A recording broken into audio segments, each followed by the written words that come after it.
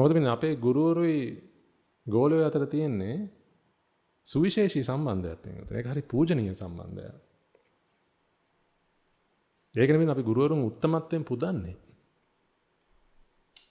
වෙනත් සංස්කෘතිය ඇති පිළිබඳ එක හුදෙක්ම ට්‍රාන්සැක්ෂන් එකක්. ගනුදෙනුවක්. මම ඉගෙනුවාම කීයක් හරි හම්බ වෙනවා. ඉතින් අපේ ගුරුවරු පින්වතුනි සල්ලි වලට නෙමෙයි ඉගෙනුවේ.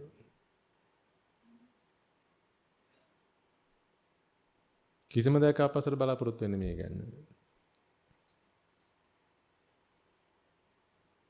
ඒතර එහෙම උත්තමත්වයෙන් පුදුපු ගුරුවරුන්ට පින්වතුනි කවදාකවත් අපේ දරුවෝ අතරත දෙන්න ගියේ නැහැ.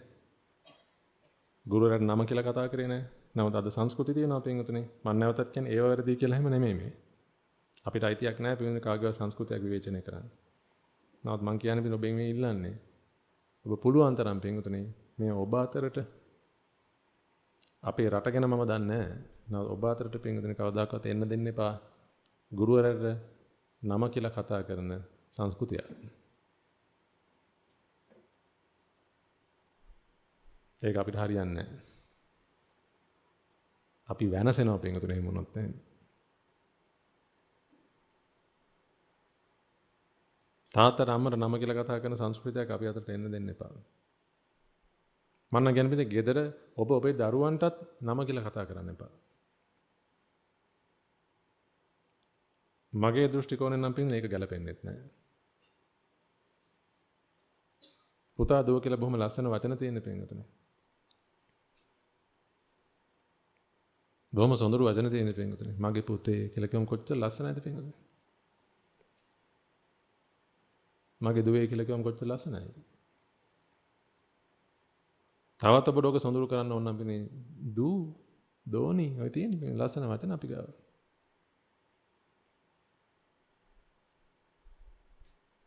දරුවන්ට නම් කියලා කතා කරන එක පිටින් ඔබ පුළුවන් නම් දැන්ට ඔබේ ගෙදර තියෙනවා නම් දන්නේ නැහැ. නමුත් ඔබට පුළුවන් නම් පිටින් අන්නේ සංස්කෘතිය ඔබ අතරට එන්න දෙන්න නැතුව ඉන්න පුළුවන් නම් වටිනවා ඒක.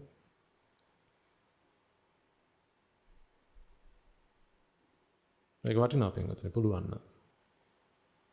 මොකද දන්නවද ඔබ ලොකු පුතාට නම කියලා කතා කරන එක පොඩි පුතා අහන් ඉන්නවනේ. එතකොට පොඩි පුතා ඊළඟට මොකද අයියට කතා කරන්නේ? මොකෙන්ද? නමෙන්.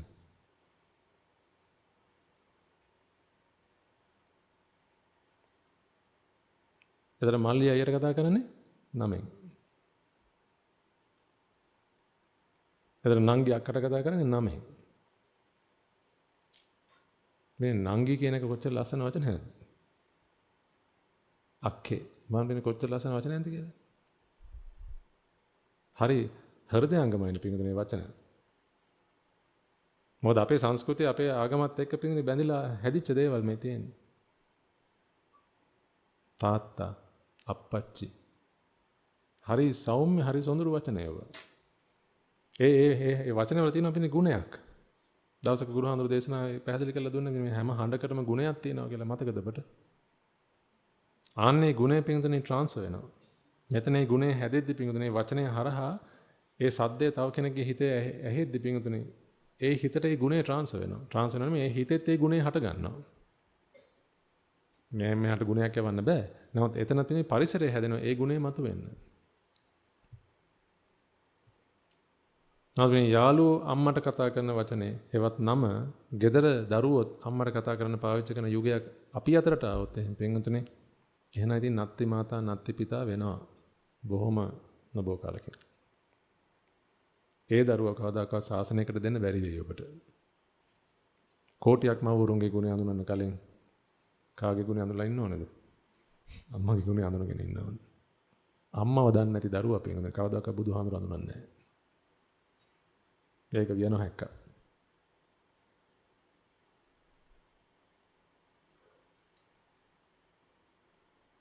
තාත්තා වඳුනන්නේ දරුවා පින්වතුනි කවදාකවත් බුදුහාමුදුර අඳුනන්නේ නැහැ. නේද? බුදුහාමුදුර කියලා කියන්නේ තාත්තාගේ තාත්තා.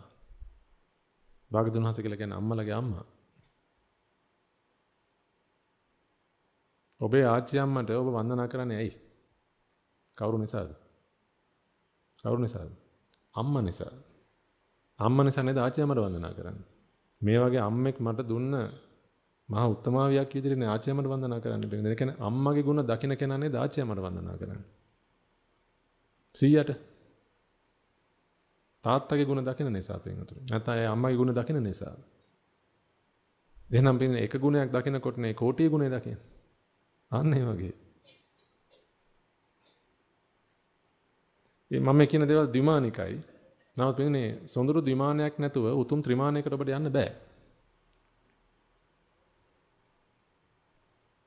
කියන්නේ එකපාරට බුදු වෙනවා කියලා එකක් නැහැ පින්වතුනි. එකපාරට අරිහතුන් වහන්සේ බිහි වෙන්නේ නැහැ. පෘථග්ජනෙක් පින්වතුනි හොඳ මිනිසෙක් වෙන්න ඕන ඉස්සෙල්ලම. ඒකනේ අපි සුදු මිනිසු කියලා වැඩ පිළිවෙලක් කරගෙන යන්නේ. ඔය පොතපත හරහා එහෙම වැඩ පිළිවෙලක් මේ අපි ආශිර්වාද කරගෙන පින්වතුනි හර්ෂ මහත්තයලා මැදිහත් වෙලා ඒ කටයුතු කරගෙන යන්න පින්වතුනි. ඔබ සියලු දෙනාගේ අනුග්‍රහයෙන් ඒ වැඩසටහන කරගෙන යන්න පින්වතුනි. එකපාරට රහතන් වහන්සේ බිහි කරන්න බෑ. ජඩ වැඩ කරගෙන පින්වතුනි වසල ගති තියාගෙන දස කුසලයේ කරගෙන මිනිස්සුන්ට හිසරදයක් වෙන ජීවිත ගත කරගෙන අම්මගේ තාත්තගේ ගුණය අඳුරන්නේ නැති එහෙම අය පින්වතුනි රහතන් වහන්සේව කරගන්න බෑ. ඒ කියන්නේ රහතන් වහන්සේ පැත්තකින් තියන්නේ. එහෙම කෙනෙක්ට පින්වතුනි දුකෙන් නිදහස් වෙන්න බෑ. ඇත්තටම රහත් වෙන්න නෙමෙයි නේද ඕනේ? රහත් වෙන්න ඕනේ අතුස මරණම් එපා. මට රහත් වෙන්න නෙමෙයි ඕනේ පින්වතුනි. මට ඕනේ දුකෙන් නිදහස් වෙන්න. මේ දුකක් කියලා එකක් දැනෙනවනේ පින්වතුනි. බොහොම දැඩි ලෙස. මේ හිත පින්වතුනි රිදෙනවනේ සෑහෙන්න. හිත රිදෙනවා කියන එක ඔබට තේරෙනවනේ. අන්න ඒක පින්වතුනි. හිත රිදෙනවනේ ඔබේ. ඔබ අකමැති දේවල් ඇහිදී ඔබ හිත රිදෙන්නේ. අකමැති දේවල් ඔබ දකිද්දී ඔබ හිත රිදෙන්නේ පින්වතුනි.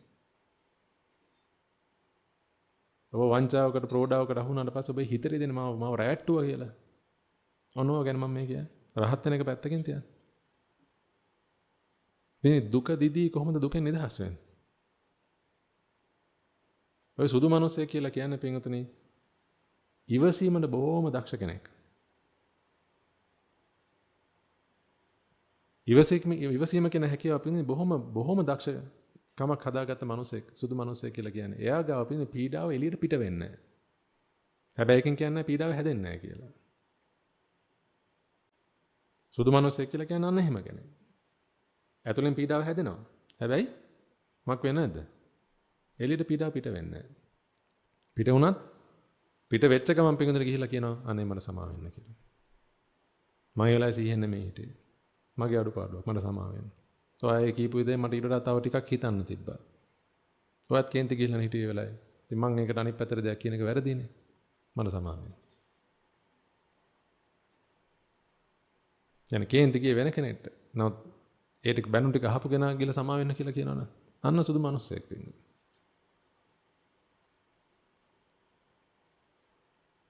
ඔන්න ඔහොම චරිතයක් තමයි පින්වතුනි ඊළඟට පෘථග්ජන භාවයෙන් අතමුදවන්න පුළුවන් අපිට.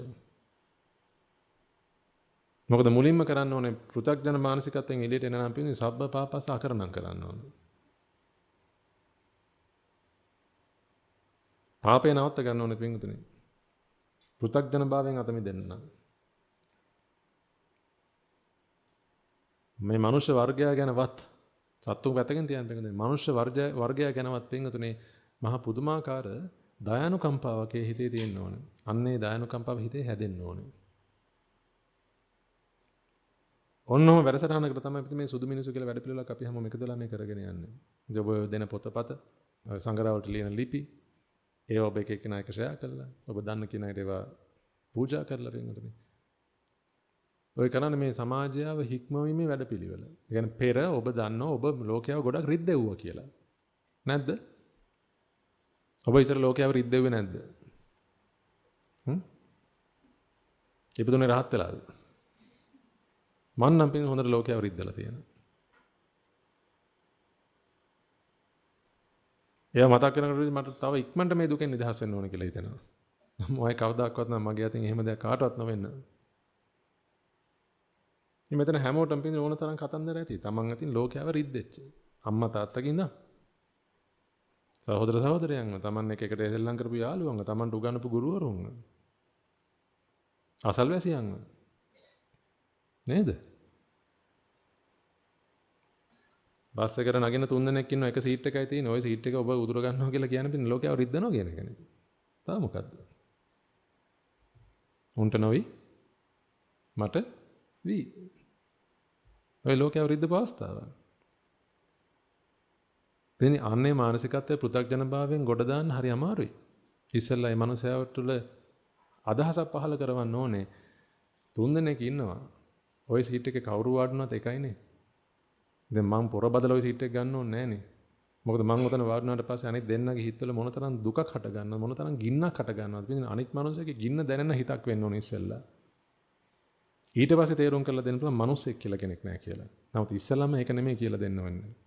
ඉස්සෙල්ලා පිටින් තව මනුස්සයෙක්ගේ හිතේ නැගෙන ගින්න දැනෙන මනුස්සයෙක්ව හදලා ඉන්න එපා. තව මනුස්සයෙක්ගේ හිතේ නැගෙන ගින්න දන්න මනුස්සයා කවදාකවත් පිටින් තව මනුස්සයට ගිනි දෙන්නේ නෑ. මොකද තව මනුස්සයෙක් අඬනවා දැක්කහම පිටින් මේ මනුස්සයාට ඇඬෙනවා. තව මනුස්සයෙක් පීඩාවටපත් වෙලා ඉන්නකොට පිටින් මේ මනුස්සයාට ඒකෙන් පීඩාවටපත් වෙනවා. ඒ කියන්නේ මෙයාට තියෙන එක පීඩාවයි තියෙන මේ ලෝකය දුක් විඳිනවනේ. ඒක මට හරි පීඩාකාරී. මගේ අම්මා තාත්තා දුක් විඳිනවනේ. මගේ සහෝදර සහෝදරියෝ දුක් විඳිනවනේ. මාත් එක්ක එකට ඉස්කෝලේ ගිහපු යාළුවෝ දුක් විඳිනවනේ. මගේ ඥාතියෝ අසල්වැසියෝ දුක් විඳිනවනේ.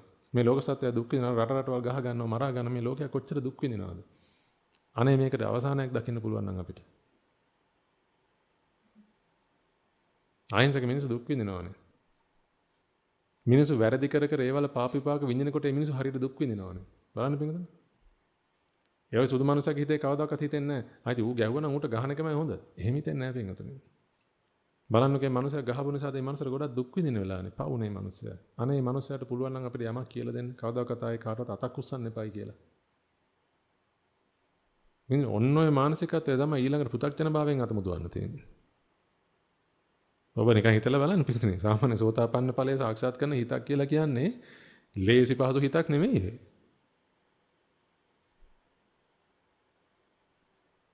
ඒකයි පිටුනේ ලේසි මිනිස්සෙක් සෝතාපන්න වෙන්නේ නැත්තේ. ඔය මේ කියන තරම් ලේසි දෙයක්වත් නෙමෙයි ඔක. පිටුනේ මේ කියන්නේ ලෞකික ගතියෙන් ලෝකෝත්තර ගතියට පය තියෙන මුල් අවස්ථාව. ලෝකෝත්තර කියලා කියන්නේ ලෝකෙන් උතුම් කියන එක. ලෝකෙන් එතර. ඒ කියන්නේ ලෝකෙන් කැලලක් මගේ කරගන්න මානසිකත්වයෙන් එළියට එන අවස්ථාව. මේ ලෝකේ මට එපා කියන අවස්ථාව වෙනතුනේ. ඔබ ඒක අව탁සේරු කරන්න හැම එපා වෙනතුනේ. ඒකයි බණ ටිකක් ඇහුවට මනුස්සේ පෘථග්ජන භාවයෙන් අත මිදෙන්නේ නැත්තේ. එහෙනම් අම්මා තාත්තා අඳුනන්නේ නැති මනුස්සේ කොහොමද සෝතාපන්නෙක් වෙන්නේ? අන්න ඒකයි පිටින් මම ඔබට කියන්නේ ඔබ ජීවත් වෙන පරිසරය තුල ඔබ ඇසුරු කරන පිරිස තුල පිටින් පුළුවන් තරම් වපුරන්න මේ සුදු ගති සුදු ගුණ. මේක මම ඔබට ආරාධනා කරේ ඔබේ දරුවන්ටවත් පිටින් නම කතා කරලා පාවිච්චි කරලා කතා කරන්න එපා කියලා. ලොකු පුතා කියන්න පිටින්. ආදරයට කියන නම් තිබ්බට නම් කමක් නැහැ. ඔබ ආදරයට කියන නම් තියෙන්නේ චුට්ටා ලොක්කා ඒකේ තියෙන සුදු පුතා මොනමනා ඒක ආදරයට කියන ප්‍රශ්නයක් නැහැ. නම කියන එක ළමයාට දුන්න ලෝකය හැමෝම කතා කරන නම තියෙන. දැන් සමන්තට සමන්ත කියලා කියන්න එපා ගෙදරදී පින්වතුනි.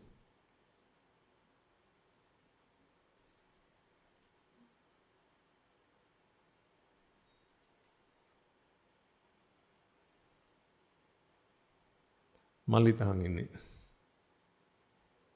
මල්ලිට හිතෙනවා එන අයියට නම කියලා කතා කරාට කමක් නැහැ කියලා.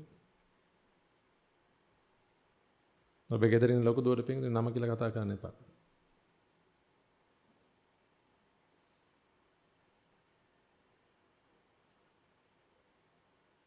එහෙනම් කොහොමදවත් පිටින් ඔබට නම කියලා කතා කරන දවසක් ගෙදර හැදෙන්න දෙන්න නැත් එපා. ගුරුවරුන්ට එහෙම කතා කරන දවසක් හැදෙන්න දෙන්න එපා. ගුරුන්ට අතර දෙන සංස්කෘතියක් අපේ රටේ තුල හැදෙන්න දෙන්න එපා. අපේ රට කියලා කියන්නේ මම මේ අදහස් කරන ඔබ ජීවත් වෙන පරිසරය. අපිට රට හදන්න බෑ.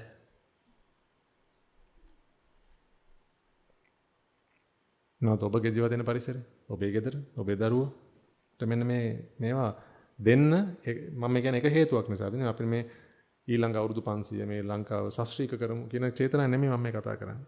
මම මේ කතා කරන්නේ ඔබට නිවන් දකින්න නේද ඕනේ? මොකද එළිය ගහලා තියෙන්නේ? හොදේ නිවන් අවබෝධයේ පිණිසයි. එහෙනම් මම මේ ටික කියන්නේ ඕන්න ඔය උදෙසා. හුදෙක් නිවන් අවබෝධයේ පිණිස පිංගුතුනි ඔබ ගෙදර මෙන්න මේ වට පරිසරය හදාගන්න උත්සාහ ගන්න.